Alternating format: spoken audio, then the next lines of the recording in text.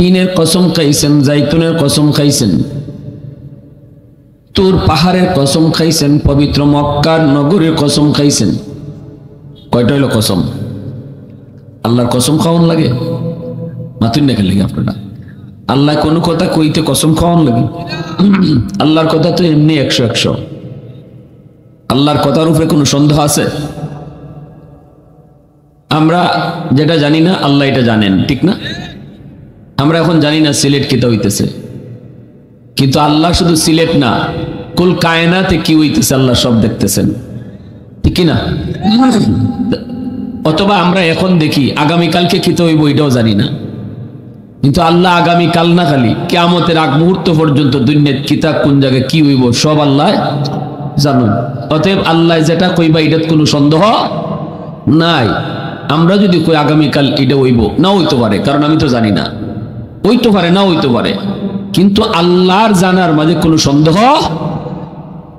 সেখানে আল্লাহ আমাদেরকে কোনো কিছু বলতে তার কসম খাওয়ান লাগে না। এরপরও আল্লাহ কোরআনের বিভিন্ন জায়গায় কসম খাইছেন। কোন কোন জায়গায় কসম খাইছেন, কেন খাইছেন? শুধু একমাত্র আমাদের মনোযোগ বাড়ানোর জন্য। কারণ আমরা কসম খাওয়া কথাকে গুরুত্ব দেই বেশি। আমি নিছি না, নিছি না, নিছি না, খোদার কসম আমি নিছি না, তখন আলাদা একটা পরিবেশ তৈরি হয়, ঠিক না?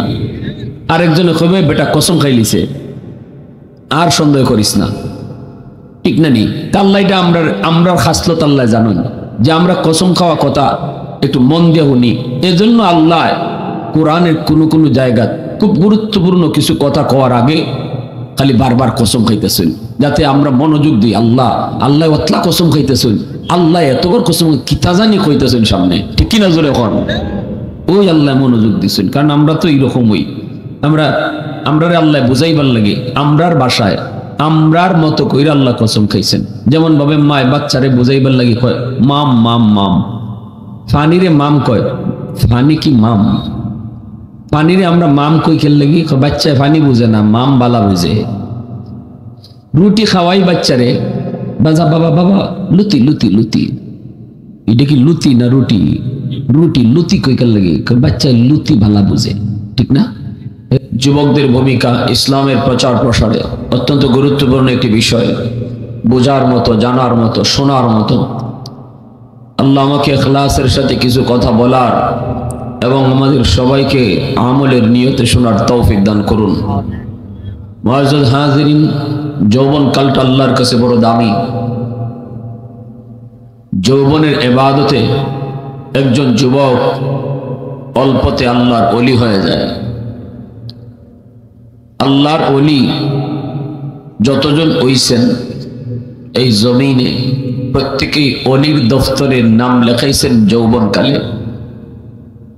কারণ যৌবনের ইবাদতে আল্লাহ বেশি খুশি হয়। ওলি কাকে বলে? বিলায়াত কাকে বলে? ওলি বলা হয় আল্লাহকে খুশি করার নাম। যে আল্লাহরে খুশি করতে পারে তার নামই ওলি। যুবক যৌবনে ইবাদত করলে আল্লাহ বেশি খুশি হয়। কারণ একজন বুড়া মানুষ, তার তো বৃদ্ধকাল, কখন কবরে চলে যাবে, মরণের ভয় ঢুকছে, গায়ে শক্তি নেই, চাইলেও সব গুনাহ করতে পারবে না। মন যদি চায়ও, তবু একজন বুড়া মানুষের গায়ে শক্তি না থাকার কারণে সব গুনাহ পারবো করত। কিন্তু একজন যুবক, তার গুনাহ করার সব সুযোগ আছে। যেমন সুযোগ তেমন ক্ষমতা, তেমন তার গায়ে শক্তি, সবই আছে, এরপরেও সে গুনাহ করে না। তাহলে এই বুড়া মানুষ আর জোয়ান মানুষের মাঝে বেশ কম আসেনি না? নাই। একজন বুড়া মানুষ যদি কয় আমি ডাব চুরি করি না, এটা বড় ক্রেডিট না, কারণ এই ডাব গাছে উঠতে পারলেন না, ডাব চুরি করত। কিন্তু একজন যুবককে যদি বলা হয় তুমি ডাব চুরি করো, সে বলে না। কিন্তু যদি বলি তুমি কি গাছে উঠতে পারো, ডাব গাছে, বলবে আমি ডাব গাছে খালি উঠতে পারি না, গাছে উঠিয়া গাছে বইয়া ডাব খাইতামও পারি, ঠিক না? তাহলে দুইজনের মাঝে বেশ কম আছে না? নাই। এজন্য আল্লাহ রাসূল সাল্লাল্লাহু আলাইহি ওয়াসাল্লাম বলছেন লা ওয়ারআ কাল কাফি, আও কামা ক্বালা নবী আলাইহিস সালাম, যার সুযোগ আছে, শক্তি আছে গুনাহ করার, এরপরও যে আল্লাহর ভয়ে গুনাহ করে না, সেই তোমাদের মধ্যে আল্লাহর ওলি। সুবহানাল্লাহ। এজন্যই যুবক যৌবনে ইবাদত করলে আল্লাহ তার আরশের ছায়ার নিচে হাসরের মাঠে জায়গা দিব। আল্লাহ মেহমান বানাইব, আরশের মেহমান। আল্লাহ তার আরশের মেহমান বানাইব ওই যুবকরে, যে যুবক যৌবনটা গুনার কাজে ব্যয় করে নাই, যে যুবক যৌবনটা আল্লাহর গোলামিতে কাটাইছে, তারে আল্লাহ এত সম্মান দিব, আরশের মেহমান বানায় রাখবে। আওয়াজ দিয়ে বলেন সুবহানাল্লাহ। এজন্য আল্লাহ পবিত্র কোরআনের সূরা ৩ মধ্যে 4টা কসম খেয়ে একটা ঘোষণা দিয়েছেন, ইল্লাল্লাযীনা আমানু ওয়া আমিলুস সালিহাত ফালাহুম আজরুন গায়রু মামনুন। 3 কসম খাইছেন, জাইতুনের কসম খাইছেন, তুর পাহাড়ের কসম খাইছেন, পবিত্র মক্কার নগরীর কসম খাইছেন। কয়টা হইল কসম? আল্লাহর কসম খাওয়ান লাগে? মাতুন দেখেন লাগে আপনারা? আল্লাহ কোনো কথা কইতে কসম খাওয়ান লাগে? আল্লাহর কথা তো এমনি 100-100। আল্লাহর কথার উপরে কোনো সন্দেহ আছে? আমরা যেটা জানি না আল্লাহ এটা জানেন, ঠিক না? আমরা এখন জানি না সিলেট কিতা হইতেছে, কিন্তু আল্লাহ শুধু সিলেট না, কুল কায়নাতে কি হইতেছে আল্লাহ সব দেখতেছেন, ঠিক না? অথবা আমরা এখন দেখি, আগামীকালকে কিতা হইব এটাও জানি না, কিন্তু আল্লাহ আগামীকাল না খালি কিয়ামতের আগ মুহূর্ত পর্যন্ত দুনিয়ার কিতাব কোন জায়গায় কি হইব সব আল্লাহ জানেন। অতএব আল্লাহ যেটা কইবা এটার কোনো সন্দেহ নাই। আমরা যদি কই আগামীকাল এটা হইব, না হইতে পারে, কারণ আমি তো জানি না, হইতে পারে না হইতে পারে, কিন্তু আল্লাহর জানার মাঝে কোনো সন্দেহ। সেখানে আল্লাহ আমাদেরকে কোনো কিছু বলতে তার কসম খাওয়ান লাগে না। এরপরও আল্লাহ কোরআনের বিভিন্ন জায়গায় কসম খাইছেন। কোন কোন জায়গায় কসম খাইছেন, কেন খাইছেন? শুধু একমাত্র আমাদের মনোযোগ বাড়ানোর জন্য। কারণ আমরা কসম খাওয়া কথাকে গুরুত্ব দেই বেশি। আমি নিছি না, নিছি না, নিছি না, খোদার কসম আমি নিছি না, তখন আলাদা একটা পরিবেশ তৈরি হয়, ঠিক না? আরেকজনে কবে বেটা কসম খাইলিছে, আর সন্দেহ করিস না, ঠিক না? নি আল্লাহ এটা আমরার খাসলত আল্লাহ জানেন যে আমরা কসম খাওয়া কথা একটু মন দিয়ে শুনি।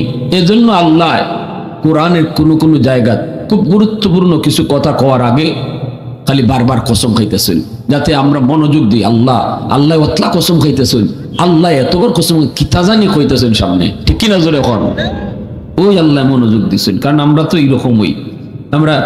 আমরা আল্লাহ বুঝাইবার লাগে আমরার ভাষায় আমরার মতো কইরা আল্লাহ কসম খাইছেন। যেমন ভাবে মায় বাচ্চারে বুঝাইবার লাগে কয় মাম মাম মাম, ফানিরে মাম কয়, ফানি কি মাম? ফানিরে আমরা মাম কই খেল লাগি, বাচ্চায় ফানি বুঝে না, মাম বালা বুঝে। রুটি খাওয়াই বাচ্চারে, বাজা বাবা বাবা লুতি লুতি লুতি, এটা কি লুতি না রুটি? রুটি লুতি কই খেল লাগি, বাচ্চায় লুতি ভালা বুঝে, ঠিক না? রুটি কইলে কম বুঝে, লুতি ভালা বুঝে, ফানি কইলে বুঝে না, মাম বুঝে। এজন্য বাচ্চার ভাষায় আমরা মাম কই, বাচ্চার ভাষায় লুতি কই। ঠিক তেমনি আল্লাহ আমাদের ভাষায়, আমাদের অভ্যাস অনুযায়ী, আমাদের বৈশিষ্ট্য, আমাদের কালচার, আমাদের নেচার এটা এরকম যে আমরা কসম খাওয়া কথা গুরুত্ব দিয়ে শুনি। এজন্য আল্লাহ মাঝে মাঝে কসম খাইছেন। ইল্লাল্লাযীনা আমানু ওয়া আমিলুস সালিহাত ফালাহুম আজরুন গায়রু মামনুন। আল্লাহ পাক এই কথাটাই বলতে চাইছেন পবিত্র কোরআনের সূরা ৩ মধ্যে 4টা কসম খায়া। আল্লাহ পাক বলেন আমি 3 কসম খাইলাম, জাইতুনের কসম, তুর পাহাড়ের কসম, পবিত্র মক্কা নগরীর কসম খায়া বলি, বান্দা মানুষ তোমাদেরকে আমি আল্লাহ খুব সুন্দর করে বানাইছি। আরেক জায়গায় বলছেন খুব দামি করে বানাইছি, কিন্তু এই দাম, এই সম্মান, এই ইজ্জত এটা বুড়া বয়সে সব জায়গায় তুমি পাইতায় না। মানুষ যখন বৃদ্ধ হয়ে যায়, সমাজের মানুষ তারে ঠিক মতো দাম দিতে চায় না, কয় মে আগের মতো এখন আর হাউক দিও না, এখন কিন্তু তুমি বড় হয়ে গেছো, এত বুঝছো না, কম বুঝো। ঘরে গেলে পরে ছেলে কয় আব্বা একটু কম কথা কও। এখন তুমি আগের মতো বুঝো না, বউ কয় এত কথা কইও না। এখন টাইম হইল ফুলাফানের, আমি আর তুমি নীরব থাকো, ঠিক কিনা জোরে কও।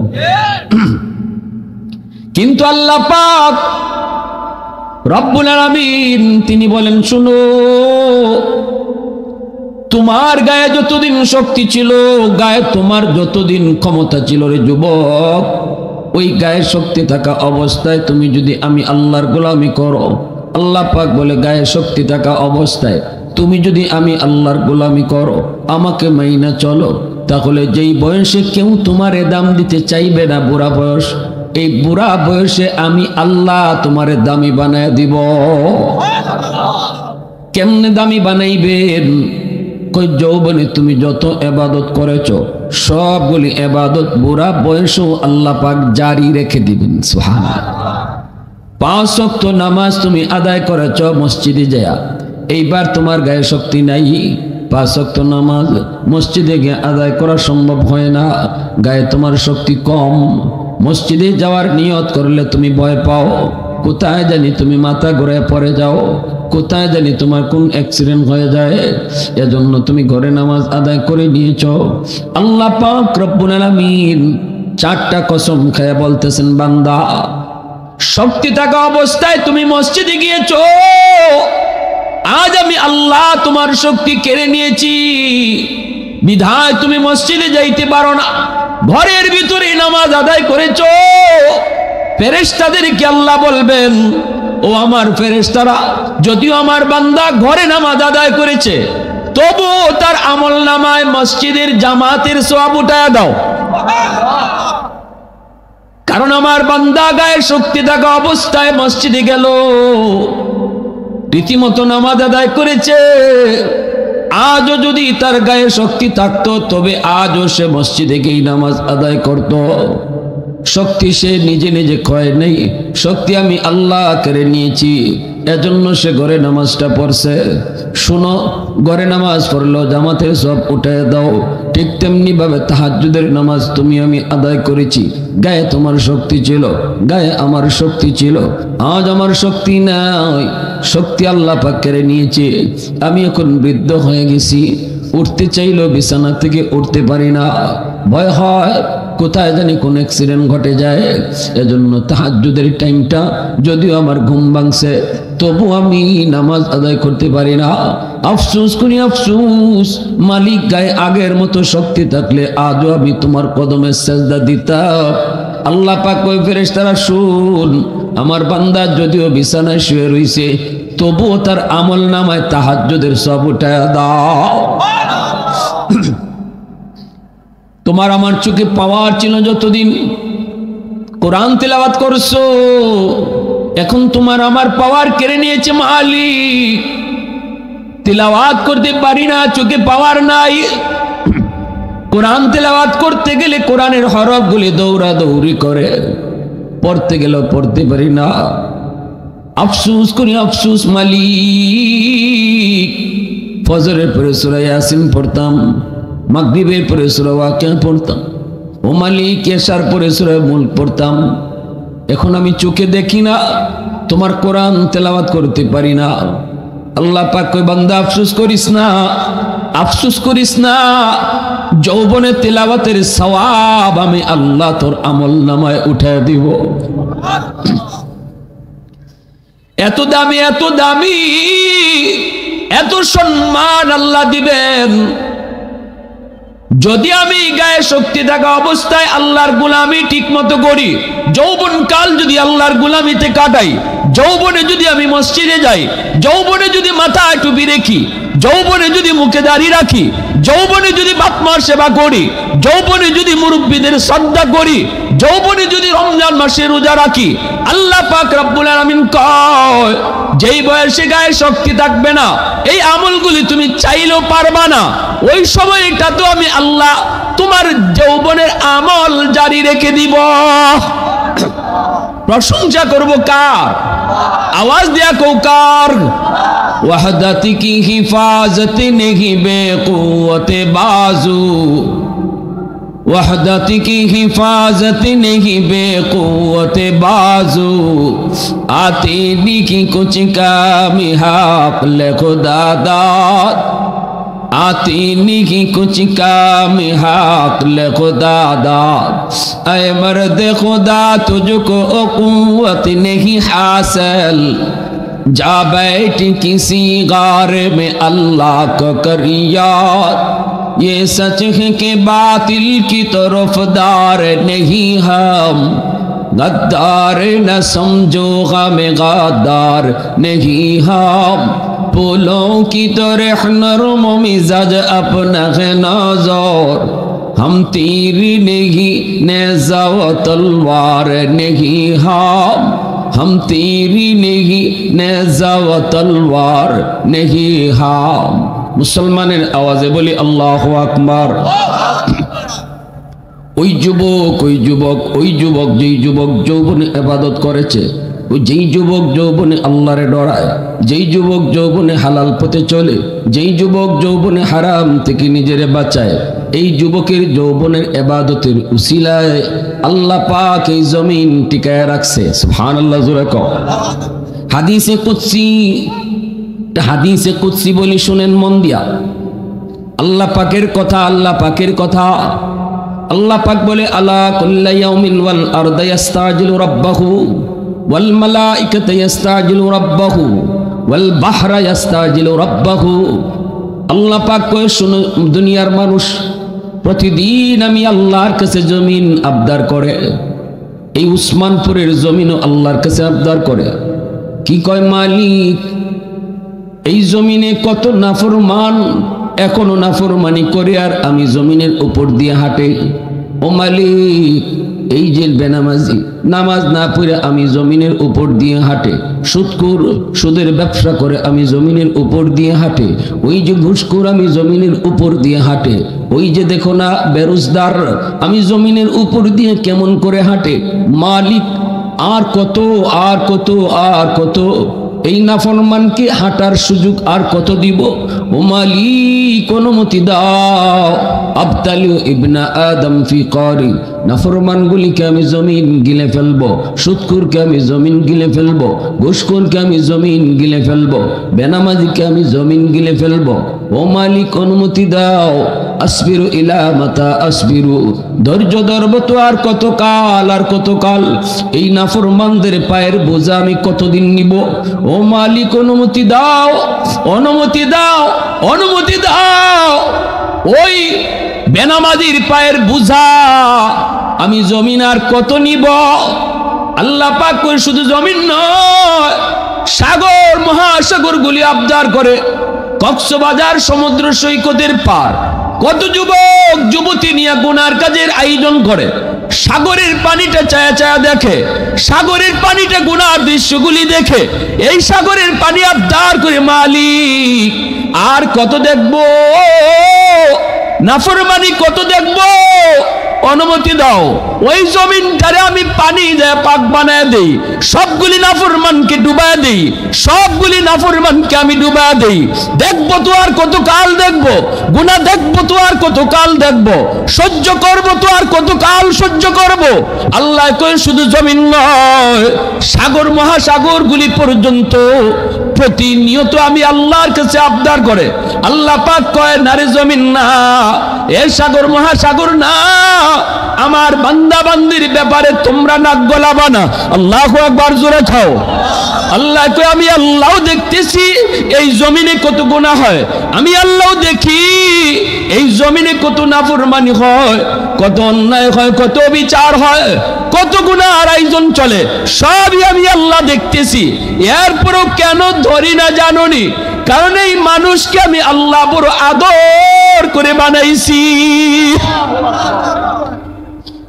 আসমান আল্লাহ বানাইছেন কুন ফায়াকুন বইলা জমিন আল্লাহ বানাইছেন কুন ফায়াকুন বইলা ফেরেশতা আল্লাহ বানাইছেন কুন ফায়াকুন বইলা কিন্তু আমারে আপনারে আল্লাহ পাক কুন ফায়াকুন বলে বানায় নাই আমারে আপনারে যখন আল্লাহ বানাইছে আল্লাহ কয় খলাকতু বিয়াদাইয়া আমি এই নিজের হাত দিয়া বান্দা তোরে বানাইছি কারণ এই চেহারার মধ্যে এত দামি কপাল, এই কপালটা আমি বানাইছি আমার সাজদার জন্য। এই কপাল ফেরেশতাদের হাতে বানাইলে হয় না, এই কপাল আদেশ দিয়া বানাইলেও হয় না, এই কপালটা আমি নিজের হাত দিয়া বানাইছি। এ জমিন, এরে জমিন ভালো করে শুন, আমার বান্দা গুনাহ করলো আমারে মানলো আমার। আল্লাহু আকবার, জোরে কও। তোরা কেউ বানাও নাই, বানাইছে আমি আল্লাহ। অতএব মায়াটা আমার বেশি, ভালোবাসাটা আমার বেশি।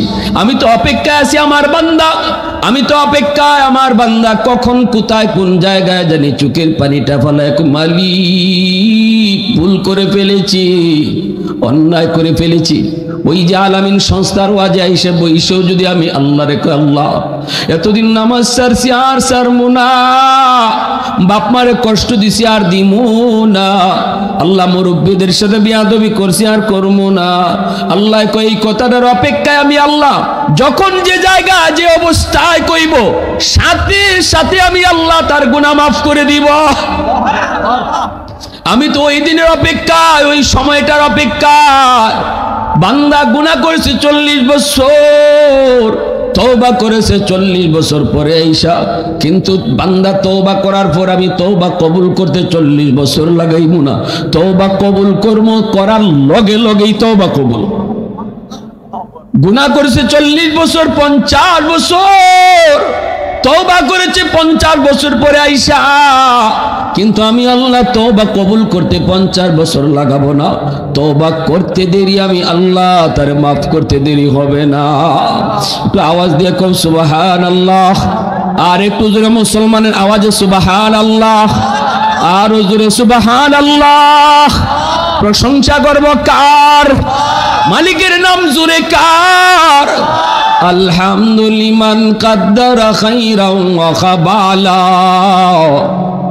আলহামদুলিমান কাদ্দারা খাইরাও ওয়া খাবালা, ওয়া শুকরু লিমান সাওয়ারা হুসনাও ওয়া জামালা, ফারদুন সামাদুন আন সিফাতিন খালকি বারিউন, রাব্বুন আযালিয়ুন খালাকাল খালকা কামালা, লা জিদ্দা ওয়ালা নিদ্দা ওয়ালা হাদ্দা লিমাওলা, লা জিদ্দা ওয়ালা নিদ্দা ওয়ালা হাদ্দা লিমাওলা, আল-আনা কামা কানা ওয়ালাম ইয়ালকা যাওয়ালা, আল-আনা কামা কানা ওয়ালাম ইয়ালকা যাওয়ালা।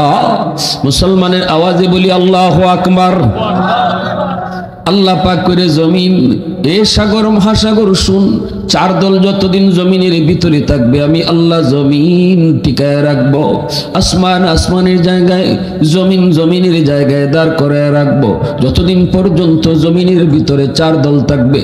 লাউলা মাশাইখু রুক্কা ওয়াশ শাবাবু খুশা ওয়াল আতফালু রুদ্দা ওয়াল আনআমু রুত্তা লাজআলতুস সামাআ হাদিদা ওয়াল আরদা খাফসাফা ওয়াত তুরাবা রামাদা ওয়ামা আনজালতু মিনাস সামাই কাতরা ওয়ামা আনবাততু মিনাল আরদি নাবাতা বাল আনজালতু আলাইকুমুল আযাবা সাব্বা। আল্লাহ পাক কয় জানুনি এই 4 দল কারা কারা?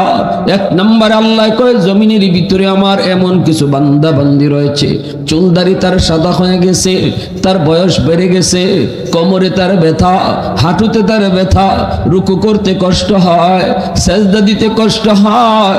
আমার ওই বান্দা বান্দি রুকু করতে গেলে তার কোমরের রগ ছিঁড়ে যায়, এরপর আমি যখন দেখি কষ্ট করে করে আমার কদমে সেজদা দেয়, এই সেজদার উসিলায় আমি আল্লাহ জমিন টিকায় রাখি।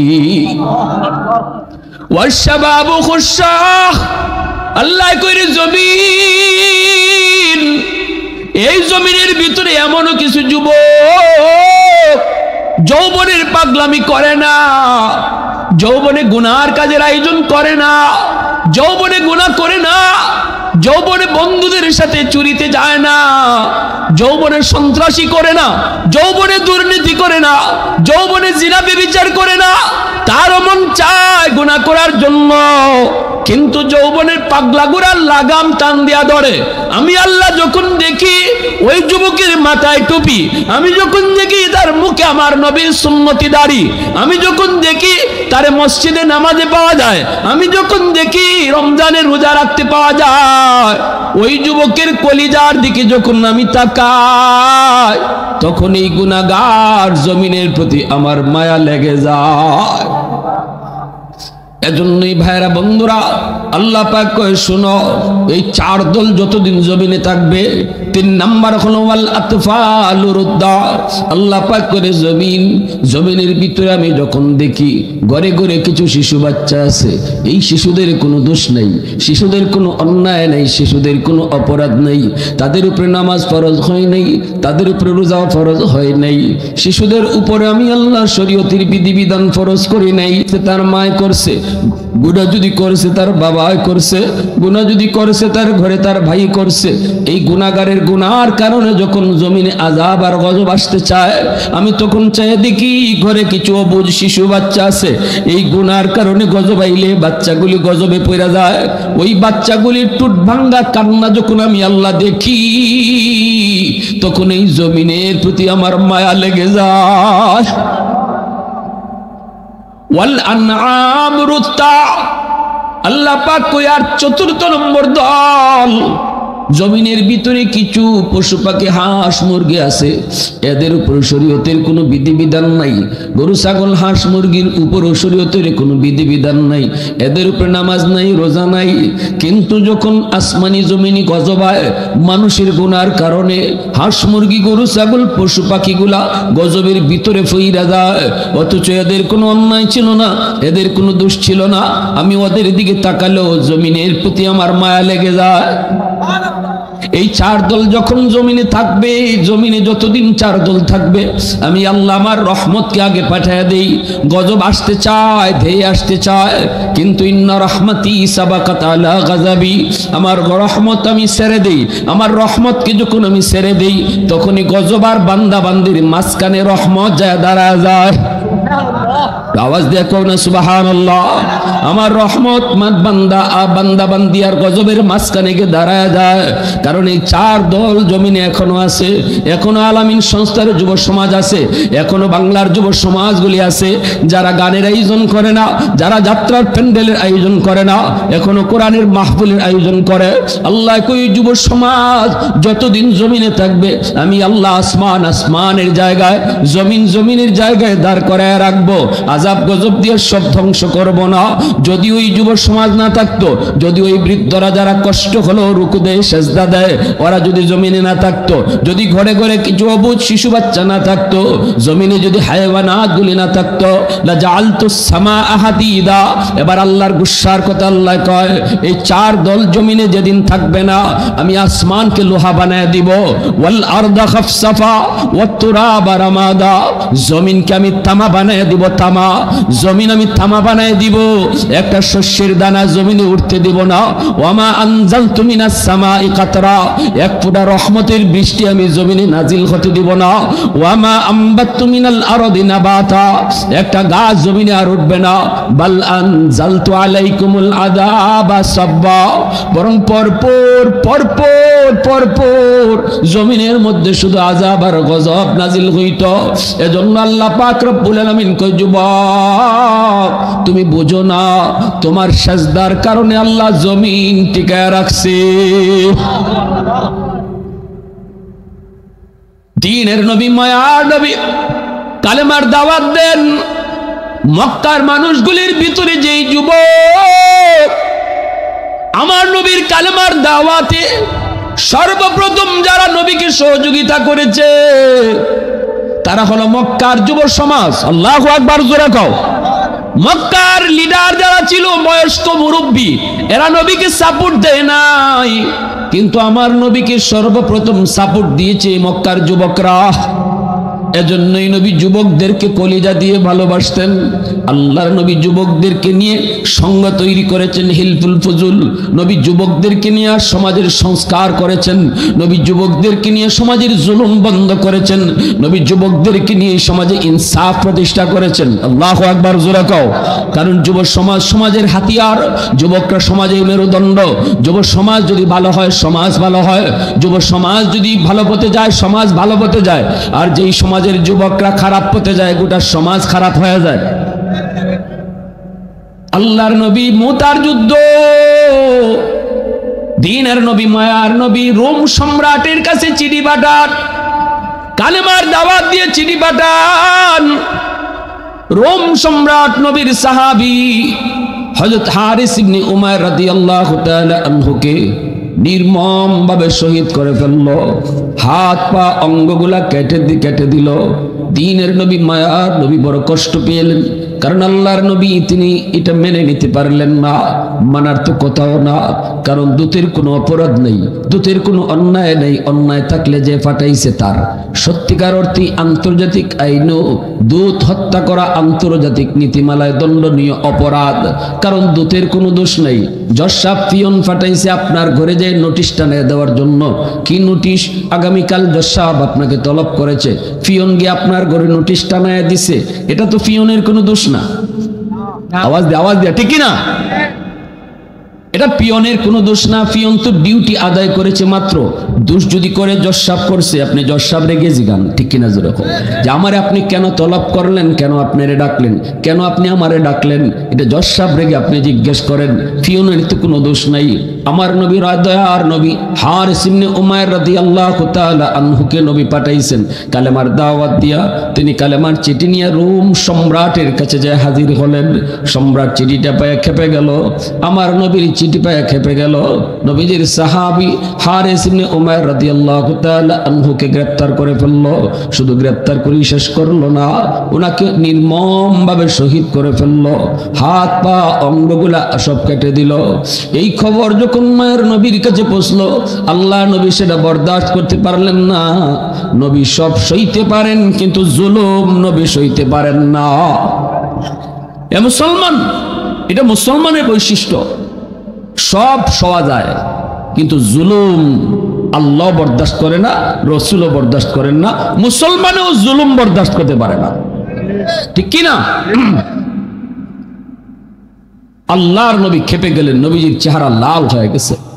নবীজি সাহাবায়ে কেরামকে তড়িৎ গতিতে ডাকলেন, ইমার্জেন্সি মিটিং। রসুল বলেন, আমার হারেসের হত্যার বদলা নিতে হবে। আমার দয়ার নবী, রহমতের নবী সহজে গরম হন না। রসুলকে তায়েফে রক্ত ঝরাইয়া দিল, এরপরেও তো নবীজি গরম হন নাই। বলেছেন, আল্লাহুম্মা হদি কওমি ফাইন্নাহুম লা ইয়ালামুন। আল্লাহ আমার কওম বুঝে না, মাইরো না, হেদায়েত দাও। সুবহানাল্লাহ। নিজের শরীরে রক্ত ঝরে, পোশাকগুলা রক্তে আটকে গেছে, জুতা মুবারক পায়ে আটকে গেছে রক্তের কারণে। সেই রসুল কয় আল্লাহ মাইরো না, বুঝে না, কিন্তু জুলুম করছে এখানে। রসুল কয় আমার হারেসের কি দোষ ছিল? চিঠি পাঠাইছে আমি, ওর যদি কিছু করার থাকে আমার সাথে করত। আমার হারেসকে কেন হত্যা করলো? বদলা নিতে হবে। রসুল জরুরি মিটিংয়ে বসে গেলেন। আর রসুল বলেন, চলো, আমি 4000 মুজাহিদ কমিটি গঠন করলাম, 3 জন সেনাপতি হবে। রসুল 3 জন সেনাপতির নাম ঘোষণা করেন। আল্লাহ রসুল বলেন, আজকের যুদ্ধ হবে ইসলামের ইতিহাসের এক ঐতিহাসিক যুদ্ধ। রোম সম্রাটের পক্ষে থাকবে 2 লক্ষ দুশমন, আর 2 লক্ষের মোকাবেলায় আমি আমার 4000 মুজাহিদ পাঠাইতেছি। আল্লাহু আকবার, জোরে বলেন। 2 লক্ষের মোকাবেলায় 4000, হিসাবে মিলে না। আল্লাহ নবী বুঝাইছেন, মুসলমান শক্তি বলে যুদ্ধ করে না, সৈন্য সংখ্যার উপরে যুদ্ধ করে না। মুসলমানের যুদ্ধের মূল পুঁজি হলো আল্লাহর মদদ, আল্লাহর সাহায্য, ঠিক কি না? প্যারে হাজিরিন, আমরাও তো দেখেছি আলহামদুলিল্লাহ, আফগানের তালেবান সংখ্যায় কম, শক্তি নাই, যুদ্ধ করেছে সুপার পাওয়ার আমেরিকার সঙ্গে, বছরের পর বছর আল্লাহর সাহায্য নিয়ে যুদ্ধ করেছে, বিজয় এসেছে, ঠিক কিনা? আর ফিলিস্তিন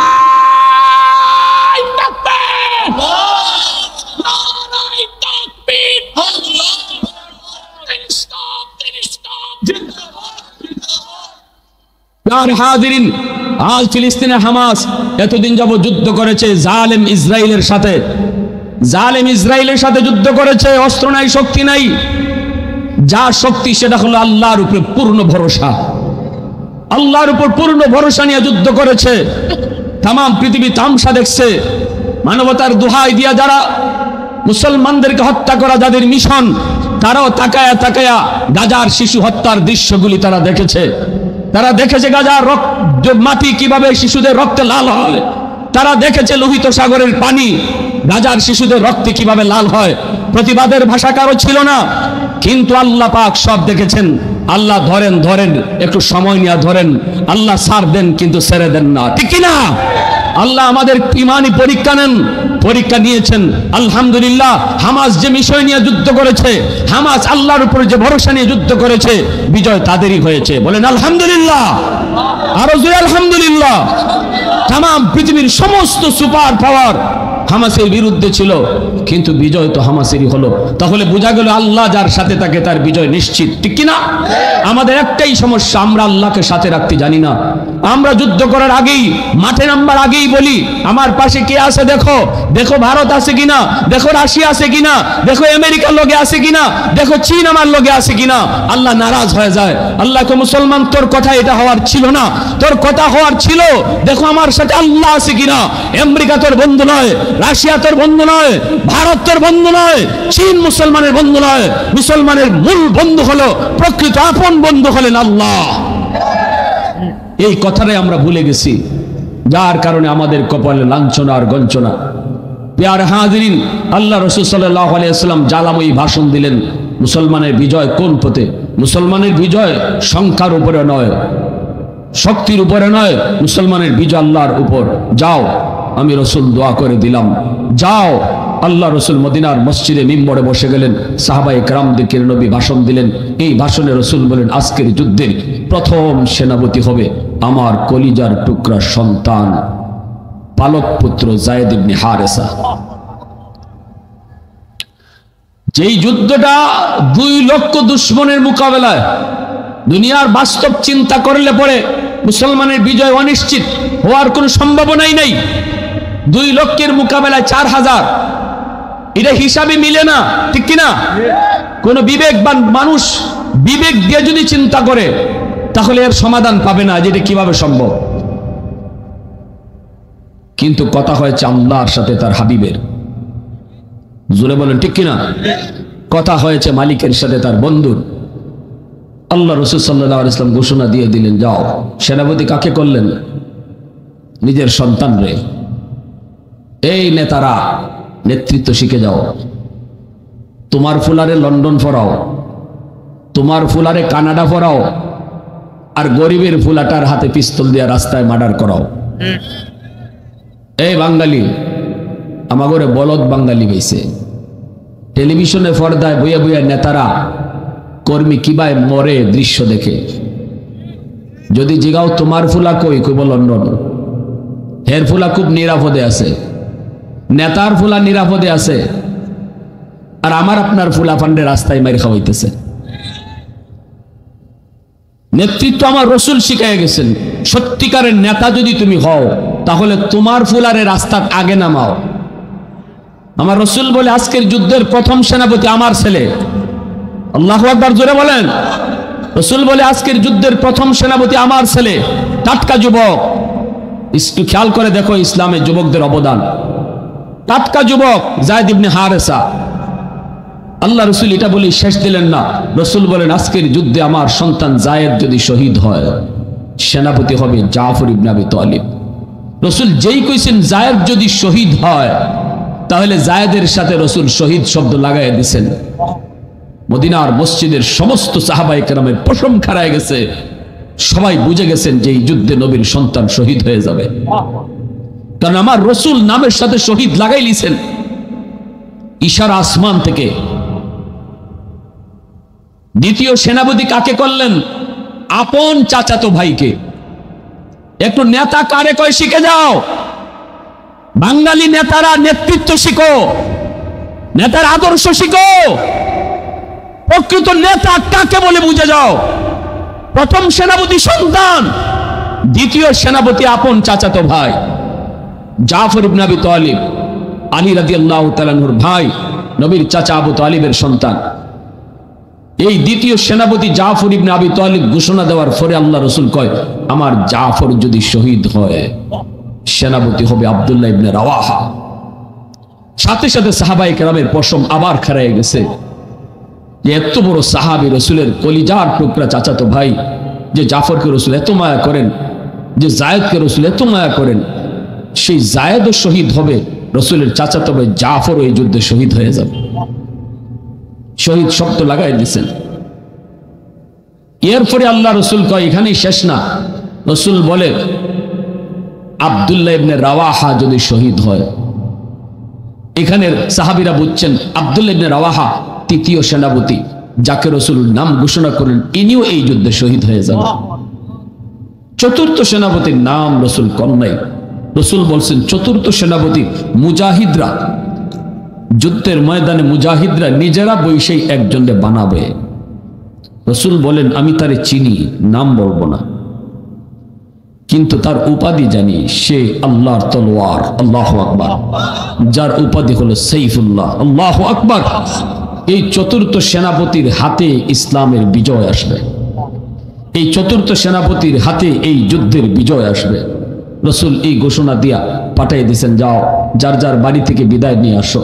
আল্লাহ রাসূল বিদায়ের কথা বলতেছেন, রাসূল সন্তানকে বলেন যায়েদ যাও বিদায় নিয়ে আসো। যায়েদ কার কাছ থেকে বিদায় নিবে? মক্কায় তো যায়েদের কেউ নাই, মদিনায় তো যায়েদের কেউ নাই, যায়েদের বাড়ি তো ইয়ামেন, যায়েদ মদিনা থেকে যাবে কার কাছে? আল্লাহ রাসূলের পালক পুত্র যায়েদ, এখানে তো তার মা বাবা কেউ নেই, বিদায় নিবেন কার কাছ থেকে? বিদায় তো নিবেন রাসূলের কাছ থেকে। আল্লাহু আকবার। আমার ভাইরা বন্ধুরা, যুবক, দ্বীনের নবী, মায়ার নবী যায়েদ ইবনে হারেসাকে এত মায়া করতেন, এত আদর করতেন।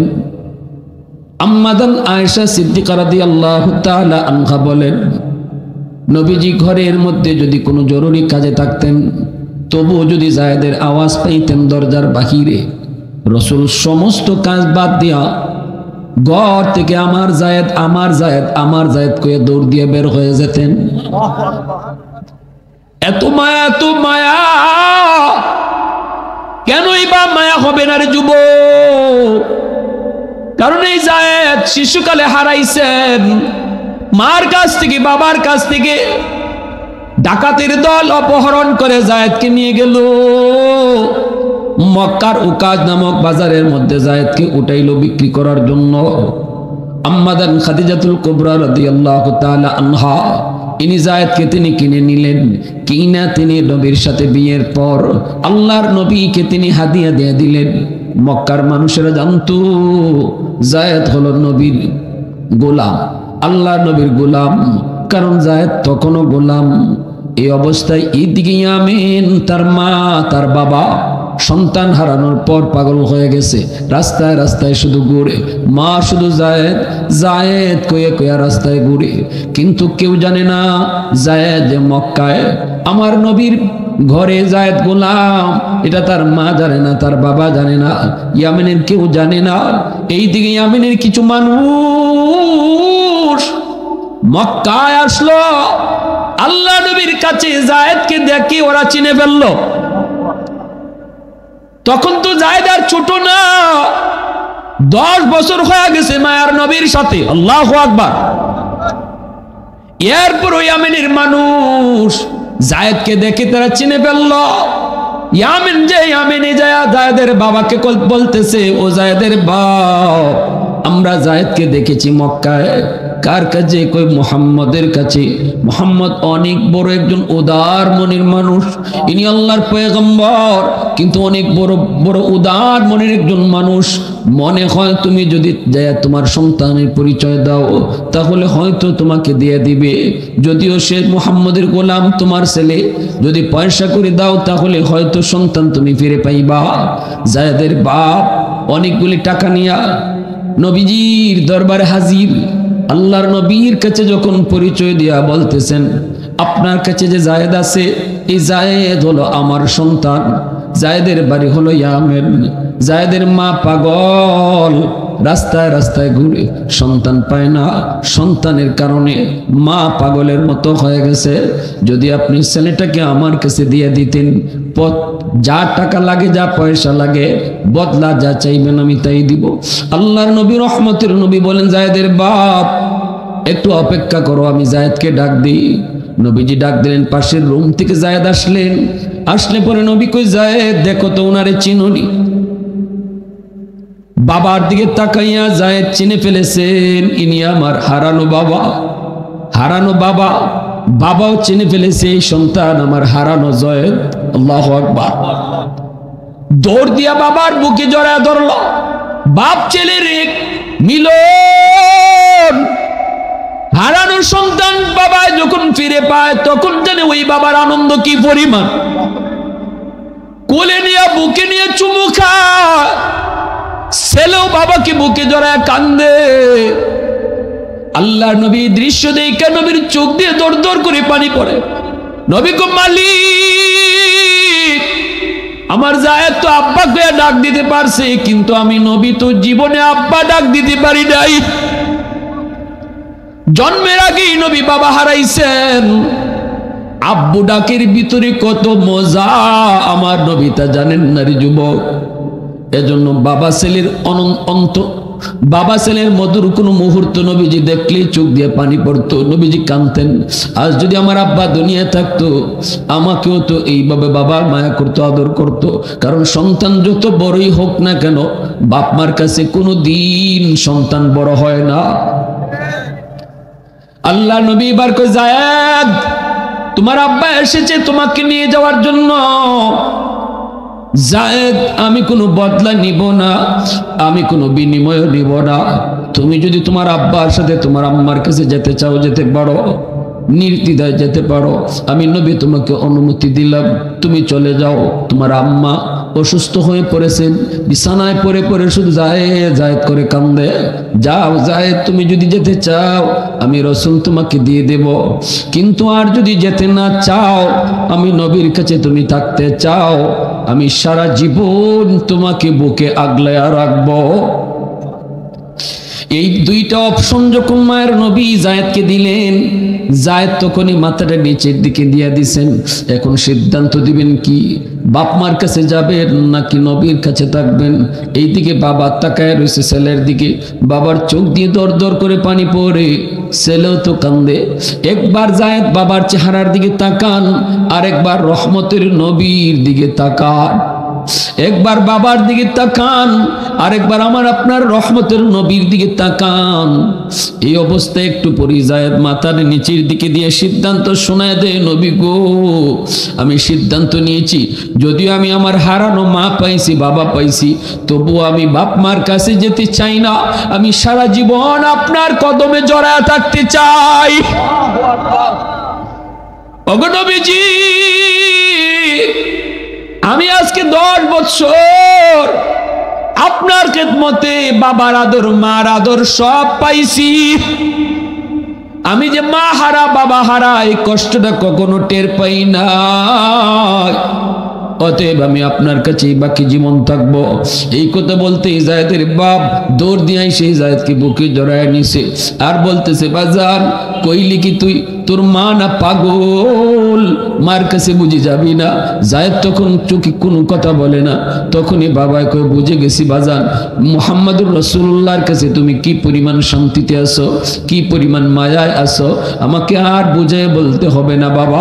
ঠিক আছে তুমি থাকো, নবীর কাছেই থাকো। আমরা মা বাবা মাঝে মাঝে তোমার কথা মনে পড়লে ইয়ামেন থেকে মক্কায় এসে তোমারে দেখে যাব। আমার রহমতের নবী মায়ার নবী সাথে সাথে বুকে টান দিয়া জায়েদকে নিয়া ঘর থেকে দৌড় দিয়া বের হয়ে গেলেন। আল্লাহ নবীর মনের ভিতরে তামান্না ছিল জায়েদ যেন নবীর কাছেই থাকে। নবীজি দৌড় দিয়া এক দৌড়ে সাফা পাহাড়, মক্কার সাফা পাহাড়ের উপরে উইটা নবীজি এলান করে, মক্কার মানুষ এতদিন পর্যন্ত তোমরা জানো জায়েদ হলো মুহাম্মদের গোলাম, কিন্তু যেই জায়েদ মা পাইয়া বাবা পাইয়া বাপ মার কাছে গেল না, আমি নবীর কাছে থেকে গেল। আজ থেকে তোমরা শুনে রাখো, জায়েদ মুহাম্মদের গোলাম নয়, আজ থেকে জায়েদ হলো মুহাম্মদের পুত্র। সেই জায়েদ ইবনে হারেসা তিনি যখন মুতার যুদ্ধে যাবেন, আল্লাহর নবীর কাছ থেকে বিদায় নিলেন। 10 বছরের একটা বালক ছিল জায়েদ ইবনে হারেসা, নাম হলো উসামা।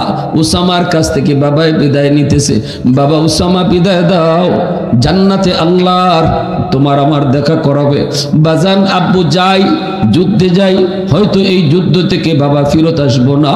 কোনোদিন যদি বাবার কথা মনে পড়ে, তাহলে শাম সিরিয়ার রাস্তার কোনো এক কিনারে বাবার তুমি কবর পাইবা। যদি রাস্তার কিনারে বাবার কবর পাও, বাবার কবরটা পাইলে একটু সালাম দিও। আল্লাহু আকবার, জোরে কও। এই বইলা উসামার চোখের পানি মুইসা জায়েদ যুদ্ধের ময়দানে রণাঙ্গনে তিনি রওনা দিয়ে দিলেন। এইদিকে জাফর ইবনে আবি তালিব ইনি গেলেন বিদায় আনার জন্য। ঘরের ভিতরে যেয়ে দেখেন বিবি সাহেব কোরআন তেলাওয়াত করতেছে, আর 2টা অবুঝ বাচ্চা মার পাশে বসে বসে কোরআন তেলাওয়াত শুনতেছে। জাফর ইবনে আবি তালিব ঘরের ভিতরে ঢুইকা সালাম দিয়ে বলতেছে, বিবি গো, অল্প সময়ের জন্য একটু কোরআন তেলাওয়াত তুমি বন্ধ করো। বিবি কোরআন তেলাওয়াত বন্ধ করলে পরে জাফর বলতেছে, বিবি একটু অনুমতি দাও, আমার নবী আজকের যুদ্ধে আমাকে 2য় সেনাপতি ঘোষণা করেছেন, আমি এখনই যুদ্ধে যাব, বিদায় দাও, বিদায় দাও। এই কথা বলতেই বিবি সাহেব কই, স্বামী গো, আমি একটু মোনাজাত করি, আপনি আমার সাথে আমিন বললেন। কারণ আমি আমার নবীর জবানে শুনেছি, যুদ্ধে যাবার আগে যদি মোনাজাত করা হয়, এই মোনাজাত আল্লাহর দরবারে কবুল হয়। 2টা অবুঝ বাচ্চা মার সাথে বাবার সাথে হাত উঠায় দিল। মা বাবা ঘরের ভিতরে যা আমল করে, সন্তানও সেই আমল শিখে। মা যদি ঘরে নামাজ পড়ে, সন্তান নামাজি হয়। বাবা যদি ঘরে নামাজ পড়ে, সন্তান নামাজি হয়। মা যদি ঘরের ভিতরে পর্দা করে, সন্তান শিশুকাল থেকে পর্দা শিখে যায়।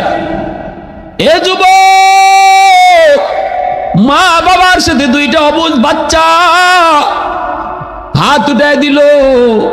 এইবার মায় দোয়া করে আর বাবায় আমিন কয়, সাথে সাথে 2টা বাচ্চা আমিন কয়। মা কয়, মালিক, এই যুদ্ধে তুমি মুসলমানদেরকে বিজয় দিও। আল্লাহু আকবার। জাফর ইবনে আবি তালিব কয় আমিন। 2য় দোয়াটা করছে, আল্লাহ এই যুদ্ধে তুমি মুসলমানদের শক্তি সাহস তুমি বাড়ায় দিও। জাফর কয় আমিন। 3য় দোয়াটা বিবি করতেছে, আল্লাহ আমার 2টা অবুঝ বাচ্চা এখনো বুঝে না, আল্লাহ আমার স্বামীরে তুমি জীবিত গাজী বানায় ফেরত দিও। এই কথাটা বলতেই জাফর আর আমিন বললেন না। আমিন আর বলেন নাই, তলোয়ারের বাট দিয়া বিবির হাতটা আস্তে করে নামায় দিলেন। নামায় কই, বিবি এমন দোয়া কইরো না, কারণ আমার নামের সাথে রাসূল শহীদ শব্দ লাগায় দিছে। ওগো বিবি, এই যুদ্ধ থেকে আমি জীবিত ফিরত আসবো না। আমি চাইছিলাম না এই কথাটা তোমারে কইমু, কিন্তু বিবি কই তোমার এই দোয়াটা কবুল হবে না। কিয়ামতের ময়দানে জান্নাতে তোমার সাথে আমার সন্তানের সাথে সাক্ষাৎ হবে। আব্দুল্লাহ ইবনে রাওয়াহা মাত্র বিয়ে করেছেন, বাসর করে এখনো ঢুকেন নাই। এ যুবক, ওই মুসলিম যুবক সাহাবীদের সেই অবদানের কারণে জাফরের ওই 2টা অবুঝ বাচ্চার কুরবানি চোখের সামনে বাবা জিহাদে যায়। এই কুরবানির কারণে আজ পর্যন্ত আমরা ইসলাম পাইছি। ঠিক কি না, জোরে খাও। আজও পর্যন্ত জমিনে ইসলাম টিকে আছে যুবকদের অবদানের কারণে। আব্দুল্লাহ ইবনে রাওয়াহা মাত্র তিনি বিয়ে করেছেন, এখনো বাসর ঘরে ঢুকেন নাই, বিবিরে দেখেন নাই। ওই অবস্থায় খবর গেছে নবী তোমারে মদিনার মসজিদে ডাকে। বিবির চেহারা আর দেখেন নাই। এই কথা কন্যা একবার বউরে দেখতে যায়, নতুন বউর চেহারাটা দেখি। গেলেন সোজা মদিনা, মসজিদে ঢুকতেই শুনতেছেন নবী কয়, আমার আব্দুল্লাহ আজকের যুদ্ধের 3য় সেনাপতি। এরপরে শুনতেছেন নবী কয়, আমার আব্দুল্লাহ যদি শহীদ হয়ে যায়, সেনাপতি হবে 4র্থ একজন। আব্দুল্লাহ বুঝে গেছে এই যুদ্ধই তার জীবনের শেষ যুদ্ধ। নতুন বিয়ে করেছি, বিবির চেহারা দেখা হয় না। আল্লাহর নবী কয়, আব্দুল্লাহ যাও, নতুন বউয়ের কাছ থেকে বিদায় নিয়ে আসো, যুদ্ধের পোশাক পইরা ঘোড়ার পিঠে সওয়ার হইয়া বাড়ির সামনে দরজার পাশে গিয়া ঘোড়া থেকে নামেন না। ডাক দিয়া কই, বিবি, ও বিবি, তোমার সাথে মাত্র আমার আগ্দ হয়েছে, বিয়ে হয়েছে, তোমাকে দেখি না, তুমিও আমাকে দেখো না। বিবি গো, ও বিবি, তোমার হক আমি আদায় করতে পারি নাই, মাফ করে দিও। আজকের যুদ্ধে তোমার স্বামী হলো 3 নম্বর সেনাপতি। এই যুদ্ধ থেকে হয়তো আমি আর ফেরত আসবো না, কারণ আমার রাসূল আমার নামের সাথে শহীদ শব্দ লাগাই দিছেন। বিবি, আমাকে তুমি মাফ করে দিও। এই কথা বলতেই ভিতর থেকে বিবি আওয়াজ দেয়া কই, স্বামী, একটা বারের জন্য শুধু ভিতরে ঢুকো, আমি তোমার চেহারাটা একটু দেখব, কিয়ামতের মাঠে যেন আমার স্বামীর চিনতে পারি, কিয়ামতের মাঠে যেন আমার স্বামীর চিনতে পারি, একটা বার শুধু চেহারাটা দেখবো স্বামী। আব্দুল্লাহ ইবনে রাওয়াহা কয়, না গো বিবি, না, শুনেছি তুমি অনেক সুন্দরী, যদি তোমার মায়াবী চেহারাটা এখন আমি দেখি, যুদ্ধের ময়দানে তোমার চেহারা আমার মনে পড়লে যুদ্ধ করতে অসুবিধা হবে। না গো বিবি, আমি তোমার দেখতে পারলাম না। জান্নাতে তোমার আমার পরিচয় আমার আল্লাহ করে দিব, কারণ আমি আমার বিবি সন্তান তামাম দুনিয়ার সব কিছুর চেয়ে আমার আল্লাহ এবং রসুলকে বেশি ভালোবাসি। যুদ্ধের ময়দানে কোনো ব্যাঘাত হোক এটা আমি চাই না, আমি পারবো না, বিবি মাফ করে দিও। এই বইলে আব্দুল্লাহ ইবনে রাওয়াহা মুতার যুদ্ধের 3য় সেনাপতি, বীরাঙ্গনার বেশি, বীরের বেশি রণাঙ্গনে রওনা দিয়ে দিলেন। আল্লাহ নবী, রহমতের নবী, মায়ার নবী, মদিনার মসজিদে তাইকা নবীজি যুদ্ধের হালচাল দেখেন। নবীজি বলতেছেন, হায় হায়, সেনাপতি আমার প্রথম সেনাপতি যায়েদ শহীদ হয়ে গেল, দ্বিতীয় সেনাপতি জাফর ইবনে আবি তালিব ইসলামের পতাকা উঠাইছে, আমার জাফর দুশমনদেরকে কচুকাটা করতেছে। আল্লাহু আকবার। মুতার যুদ্ধের চিত্রটা নবীর চোখের সামনে টিভির পর্দার মতো আল্লাহ পাক জিব্রাইলের মারফতে তুলে ধরছেন। নবীজি মদিনার মসজিদে বৈশা বৈশা যুদ্ধ দেখতেছেন। নবী দেখেন দ্বিতীয় সেনাপতি জাফর ইসলামের পতাকা হাতে নিয়ে যুদ্ধ চালাইছে, অসংখ্য দুশমনকে জাহান্নামে পাঠাইয়া জাফরের ডান হাত বেঈমানরা কেটে ফেলছে, বাম হাতও কেটে ফেলেছে। নবী মদিনায় যারা অসুস্থ সাহাবী, আহত সাহাবী, বয়স্ক সাহাবী, এদেরকে নিয়ে নবী বলতেছে, আমার জাফরের দুটা হাত বেঈমানরা কেটে ফেলেছে। নবীজির চোখ থেকে যখন পানি পড়ে তখনই আল্লাহ জিব্রাইলকে পাঠিয়ে দিয়েছে, বন্ধু কান্দো কেন? রাসূলকে আমার জাফরের 2টা অবুঝ বাচ্চার কথা মনে পড়ে কাঁদতেছে। আল্লাহর পাক রব্বুল আলামিন কো, দোস্ত কান্দো না, যে জাফর 2টা হাত দিনের জন্য দিয়া দিছে, আমি আল্লাহ জান্নাতে তারে 2টা পাখা লাগায় দিব। এই 2 হাতের বদলে 2টা পাখা 2 দিকে লাগায় দিব। সে এই পাখা দিয়ে জান্নাতের যে কোনো জায়গায় উড়ে বেড়াবে। সেই দিন থেকে জাফরের উপাধি হয়েছে জাফরে তৈয়ার, উড়ন্ত জাফর। আল্লাহ নবী বলেন, আমার জাফরের কাছ থেকে দেহটাও মাটিতে পড়ে গেল, জাফর শহীদ হয়ে গেছে, কিন্তু ইসলামের পতাকা কামড় থেকে ছাড়ে না, ইসলামের পতাকা কামড় দিয়ে ধরে রাখছে। 3য় সেনাপতি আব্দুল্লাহ ইবনে রাওয়াহা ওই পতাকা ধরে টানে, কিন্তু জাফর কামড় ছাড়েন না। আল্লাহ নবীর সাহাবী আব্দুল্লাহ ইবনে রাওয়াহা ডাক দিয়া কই, জাফর, আমি আব্দুল্লাহ তোমার কাছ থেকে পতাকা নিতেছি, যারে রাসূল তোমার পরে সেনাপতি ঘোষণা করেছে। এই কথা কওয়ার পর এই মরা দেহটা এই কামড় ছায়া দিছে। আল্লাহু আকবার, জোরে খাও। আব্দুল্লাহ ইবনে রাওয়াহার হাতে ইসলামের পতাকা, ইনিও যুদ্ধ করে করে শহীদ হয়ে গেলেন। এরপরে আল্লাহ রাসূল কয়, এইবার 4র্থ সেনাপতি মুসলমানরা বানাইছে খালিদ বিন ওয়ালিদ রাদিয়াল্লাহু তাআলা আনহুকে। সেই খালিদ বিন ওয়ালিদ যার হাতেই রাসূল বলেছিলেন মুতার যুদ্ধের বিজয় আসবে, খালিদ বিন ওয়ালিদ রাদিয়াল্লাহু তাআলা আনহু ইসলামের পতাকা হাতে নিয়ে যুদ্ধ চালিয়ে দিলেন। বুখারী শরীফ জিলদে সানি কিতাবুল মাগাজি, ইমাম বুখারী রাহমাতুল্লাহি আলাইহি বলেন, এই মুতার যুদ্ধে খালিদ বিন ওয়ালিদের হাতে 9টা তলোয়ার ভাঙছে। খালিদ বিন ওয়ালিদ বলেন, আমি এক একটা তলোয়ার ঘুরানি দেই, আমার একবার ঘুরানিতে শত শত দুশমনের কল্লা জমিনে পড়ে। খালিদ বিন ওয়ালিদের তলোয়ারটারে আল্লাহ পাক 100-150 হাত লম্বা বানায় দিয়েছেন। খালিদ বিন ওয়ালিদের হাতে 9টা তলোয়ার ভাঙছে মুতার যুদ্ধে, ঐতিহাসিক বিজয় ছিনিয়ে আনলেন। আল্লাহ পাক রব্বুল আলামিন ইসলামের ইতিহাসে নজির রাখলেন। এর অর্থ হলো 2 লক্ষ দুশমনের মোকাবেলায় মাত্র 3 থেকে 4 হাজার মুজাহিদদের বিজয়। ইসলামের ইতিহাসে আল্লাহ পাক আবারও মুসলমান আমাদেরকে আল্লাহ জানাইলেন, কিয়ামত পর্যন্ত মুসলমান যুদ্ধ করবা দুশমনের সাথে, এদের সৈন্য কেমন, অস্ত্র কেমন দেখবা না, শুধু একটাই দেখবা, আমি আল্লাহ তোমার উপর খুশি আছি কিনা। আমি আল্লাহ যদি তোমার উপর খুশি থাকি, আমি যদি তোমার সাথে থাকি, America super power, Russia super power, চীন সুপার পাওয়ার, সমস্ত সুপার পাওয়ার তোমার সামনে পানি খাবে। তাহলে সাথে রাখবো কারে? একটু জোরে কও কারে? ঐতিহাসিক বিজয় আসলো এই যুবকদের অবদানের কারণে। কত শত শত ঘটনা ইসলামে এমন পড়ে আছে, আজও পর্যন্ত বাংলার সীমানা পর্যন্ত পেরিয়ে এসেছে ইসলাম।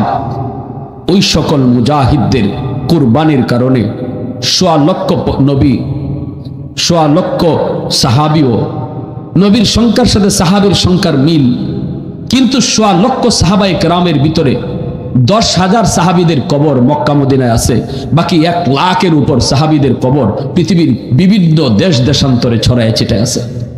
শুধু ইসলামের জন্য তারা রওনা দিয়েছেন, জীবন দিয়েছেন, যুদ্ধ করেছেন, যেখানে শহীদ হয়েছেন সেখানে কবর হয়ে গেছে, আর বিবি বাচ্চার কাছে আসা হয় নাই। এমন 1 লক্ষর উপরে সাহাবায়ে কেরামের কবর তাদের নিজ দেশে হয় নাই, কারো আফ্রিকায়, কারো ইউরোপে, কারো চীনে, বিভিন্ন জায়গায়, কারো ভারতে, বিভিন্ন জায়গায় ছড়ায় ছিটায় আছে। প্যারে হাজিরিন, এজন্য যুবক, আজ তোমার কারণে আমার কারণে যদি ইসলামের ক্ষতি হয়, তাহলে বলো কিয়ামতের ময়দানে আল্লাহ যদি জাফর ইবনে আবি তালিবের সামনে তোমাকে দাঁড় করায়, আমাকে দাঁড় করায়, মুখ দেখাইবা কি কইরা?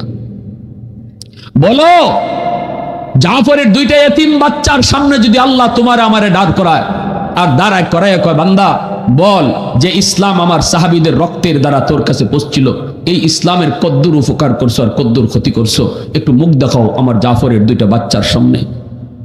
কেমন করে মুখ দেখাবো? আজ আমি আমার নমুনা, রসুলের নমুনা ধরতে পারলাম না, আজ আমি আমার নবীর আদর্শে আদর্শবান হতে পারলাম না, আজ আমার মসজিদে পাওয়া যায় না, আমাকে আজ রমজানে রোজা রাখতে পাওয়া যায় না, আমার সিরত সুরত দেখলে নবীর উম্মতকে বোঝা যায় না, জবাব দিব কি? জবাব দিব কি সেই সকল সাহাবায়ে কেরামের সামনে? আল্লাহ আমাদেরকে এইটুকু বুঝ অন্তরে রাখবার তৌফিক দান করুন।